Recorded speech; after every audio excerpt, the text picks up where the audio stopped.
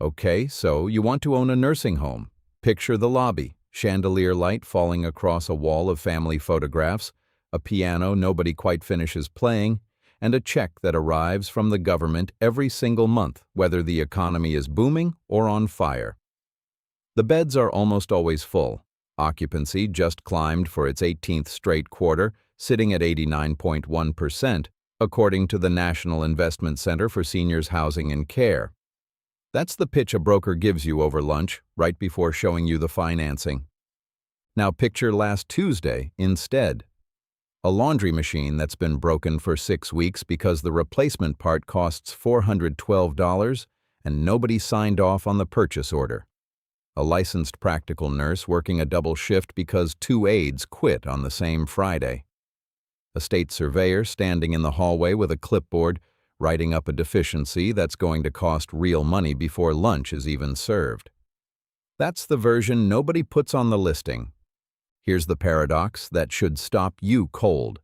This is a $126.25 billion industry, and the average facility reports a profit margin of just 0.13%.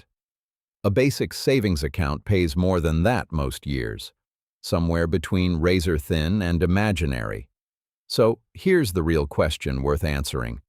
Not how a nursing home makes money, but why sophisticated investors keep paying close to $100,000 a bed for something that barely makes any. And the answer has almost nothing to do with the residents inside the building.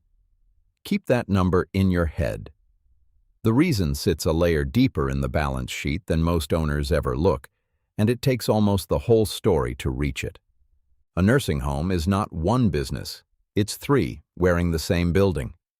Door 1 is the skilled nursing facility, or SNF, the short-stay, hospital-adjacent side of the business where a patient arrives after a hip replacement or a stroke, and Medicare pays for rehabilitation under something called the patient-driven payment model, a formula that sets the daily rate based on how sick and how complex that specific patient actually is. Which door matters most to the money? Door 2 is long-term custodial care, the slow, permanent side, funded overwhelmingly by Medicaid, which alone accounts for 53% of every patient day billed in the country, according to a detailed study of nursing home finances published through the National Institutes of Health. Door 3 is private pay, the smallest door and the most profitable one per resident, where a family simply writes the check itself, no government formula involved. That same Door 3, private pay, and its close cousin assisted living, has actually been getting more expensive to buy into on its own terms. An assisted living unit changed hands for an average of $160,900 in 2024, up 11% in a single year, moving in the opposite direction of skilled nursing bed prices entirely. This story follows Doors 1 and 2 together, because in most of the country they live under the identical roof, the identical license, and the identical ownership group, the traditional skilled nursing facility. It's the version financed with the deepest debt, regulated with the tightest scrutiny, and, as it turns out, the version with the deepest hidden profit sitting underneath it. Here's where it gets interesting immediately. Almost none of that profit shows up where the regulators are looking. A nursing home is not fundamentally a healthcare business. It is a real estate business that happens to keep the lights on for old people. Getting in the door costs more than the door itself. First, before spending a single dollar on brick or drywall, permission has to exist. Why would a regulator want to limit competition on purpose? In 35 states, plus Washington, D.C., regulators decide whether the market even needs new nursing home beds through a process called Certificate of Need, or CON, a government license that caps how many beds are allowed to operate in a given county, full stop. At least 13 of those states go further, holding outright moratoriums specifically on new long-term care beds, according to the National Conference of State Legislatures. That sounds like red tape. It's actually one of the best asset protection devices quietly built into American healthcare. Every bed already licensed becomes more valuable precisely because a new competitor usually cannot get permission to build next door. Second, if buying an existing, already licensed facility instead of building one, expect a price somewhere between $83,800 and $97,700 a bed, depending on which year you're buying in. 2024 prices actually came in lower than 2023, according to Skilled Nursing News, citing data from Irving Levin Associates. A modest 100-bed facility at those rates costs somewhere between $8,380,000 and $9,770,000 before a single mattress is purchased. And demand for that inventory is not slowing down. 2024 saw 708 publicly announced skilled nursing and senior housing transactions nationwide, up 37% from 518 the year before. Third, if building from the ground up in a state where that's even permitted, construction alone runs somewhere between $1,850,000 and $3,700,000 for a modest-sized facility, and total startup costs, construction, equipment, the first few months of payroll before residents start generating revenue, land somewhere between $2,260,000 and $4,800,000. Fourth, layer on the paperwork. State licensing and regulatory filing fees, somewhere between $10,000 and $50,000, and startup liability and property insurance, somewhere between $20,000 and $100,000 before a single resident has moved in. Read that again. All of that, and the doors haven't opened yet, not $1 of resident revenue collected. That's simply the price of admission. Here's the trap. The sticker price is never the real price. Labor is the asset that eats. Direct care spending alone consumes 65.73% of a typical facility's net revenue, according to that same nursing home finance study. 27.25% on nursing and inpatient services, 9.63% on ancillary services like therapy and pharmacy, 21.38% on support staff, and another 7.47% just on employee benefits. That's before administration, which claims another 14.19% of revenue, including full billing departments built just to reconcile three entirely separate payer systems, each with its own rules, its own deadlines, its own habit of paying late, and before capital costs, which take 9.95% more. Then there's the building itself, which ages exactly as fast as the people inside it. The broken laundry machine from last Tuesday isn't a one-time event. It's a recurring character. HVAC systems, flooring, call button wiring, kitchen equipment, all wearing down on a schedule that never quite lines up with the operating budget. And here's the part nobody tells you going in. Many operators don't even own the building they're running. They lease it, sometimes from a landlord with no connection to the operating company at all. And sometimes, this matters, and it's coming back later, from someone who has everything to do with them. Now here's where it gets dangerous. A facility can be cited by a state surveyor for a staffing deficiency, a medication error, an infection control lapse, any one of hundreds of possible violations, and each citation carries potential fines, corrective action plans, and reputational damage that shows up directly in occupancy the following quarter. Every one of those cost percentages from a moment ago is a fixed claim on revenue, showing up whether the facility is nearly full or half empty. Capital costs, that 9.95% slice, are largely debt service on whichever number got paid to get in the door in the first place. The $8,380,000 to $9,770,000 for an existing facility, or the $2,260,000 to $4,800,000 for building one from scratch. That payment doesn't shrink just because a Tuesday goes badly. The rent doesn't go down when that happens. Only the revenue does. The revenue side, at least on the surface, looks almost elegant.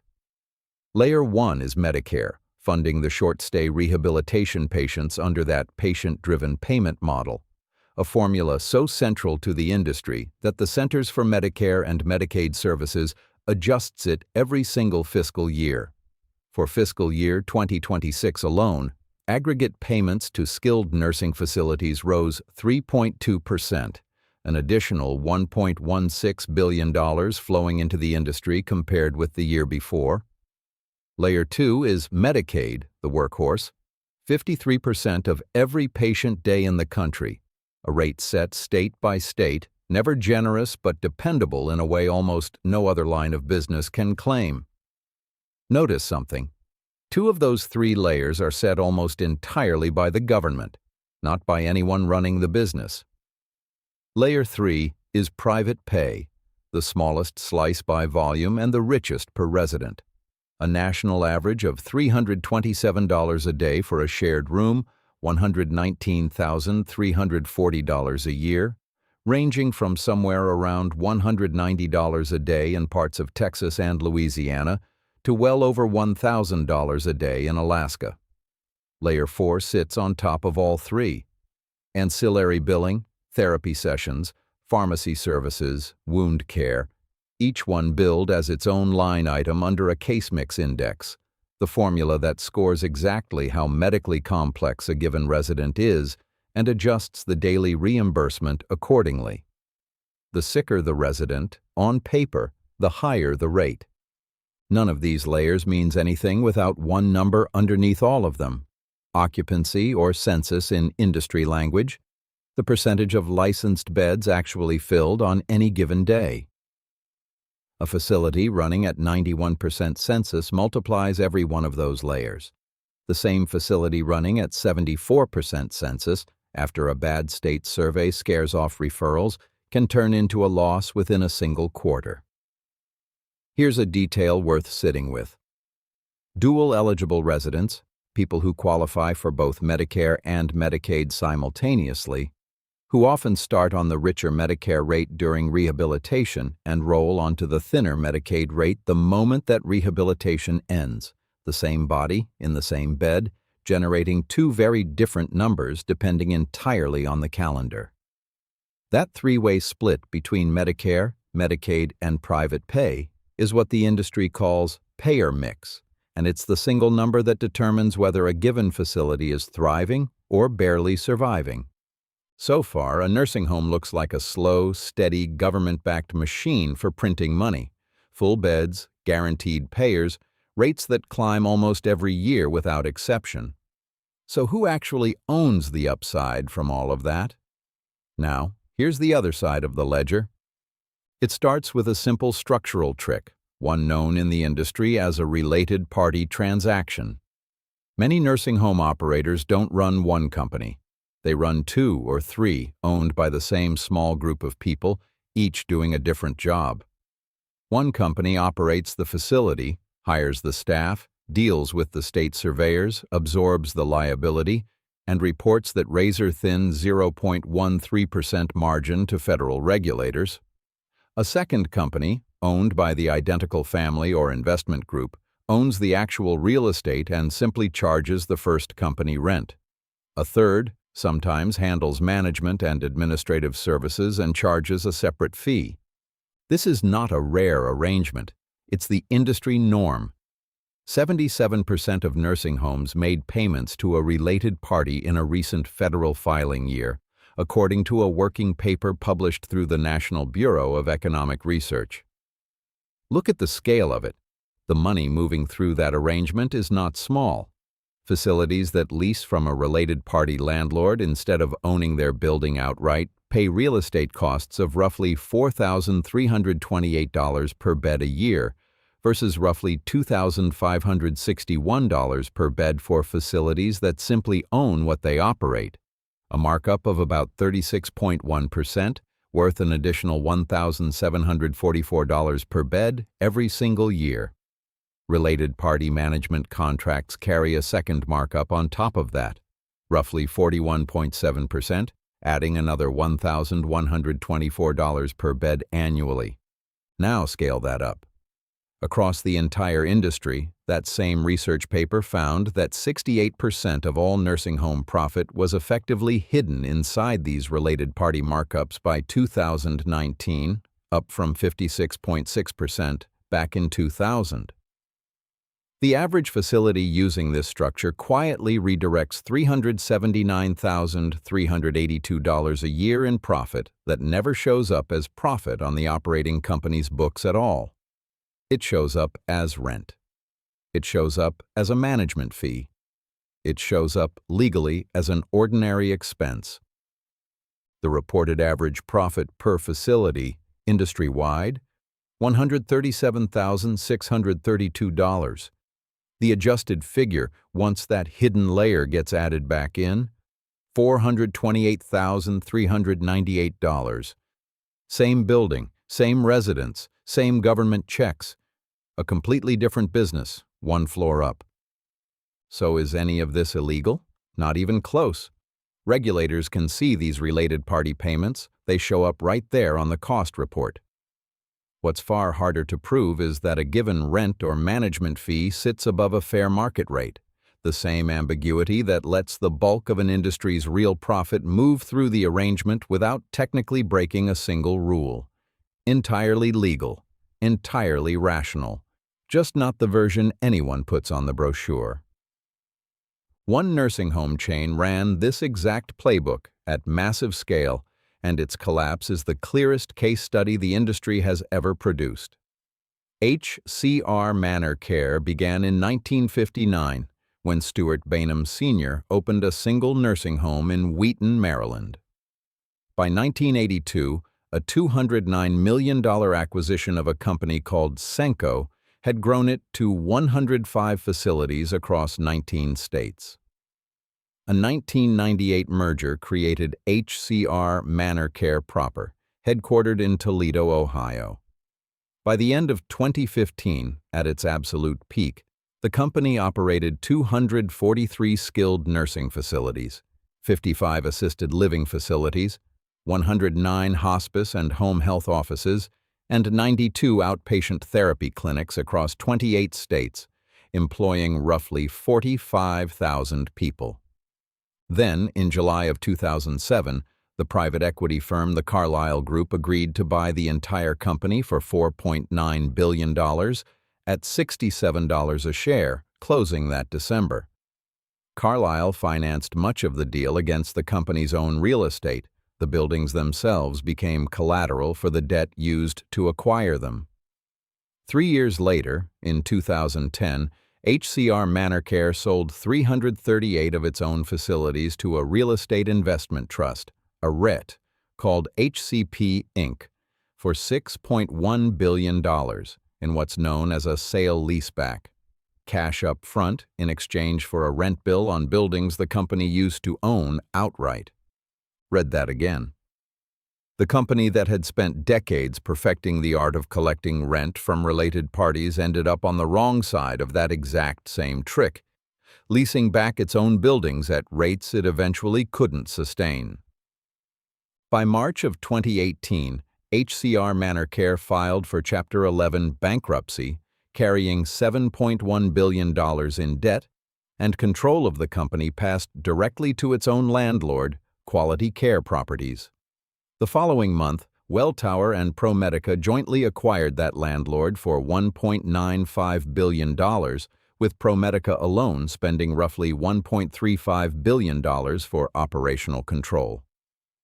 By November of 2022, ProMedica had exited the arrangement entirely, ceding its 15% stake back to Welltower.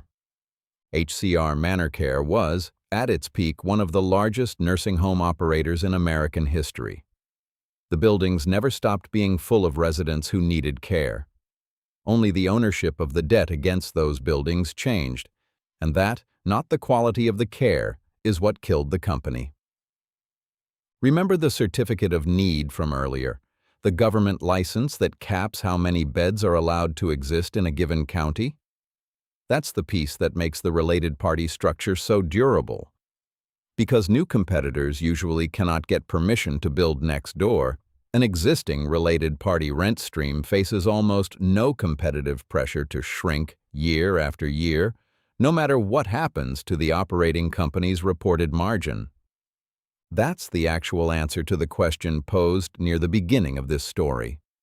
Why sophisticated investors keep paying close to $100,000 a bed for a business reporting a 0.13% margin. They are not underwriting the operating company. They are underwriting the entity one layer up, the related party landlord and management company sitting quietly beside it, collecting rent and fees that regulators can audit but rarely unwind, protected by licensing scarcity that keeps a new competitor from ever showing up to undercut the rent. Once that hidden layer gets counted, the math changes completely. An internal rate of return calculated on reported profit alone comes out to just 4.83%. The same investment, once the related party income is properly counted, returns 13.11%. That gap, from 4.83% to 13.11%, is the entire wealth mechanism in one number. It is also, not coincidentally, why private equity firms have been so aggressive about acquiring nursing homes despite headline margins that look almost charitable. The operating company absorbs the regulatory risk, the lawsuits, the staffing citations, and the public scrutiny, while a related entity owned by the same people collects a contractually guaranteed government-backed income stream that barely notices any of it. Picture it two ways. Say you buy that 100-bed facility somewhere between $8,380,000 and $9,770,000, structured the same way almost everyone else structures it. One company to operate, one related company to own the building and collect the rent.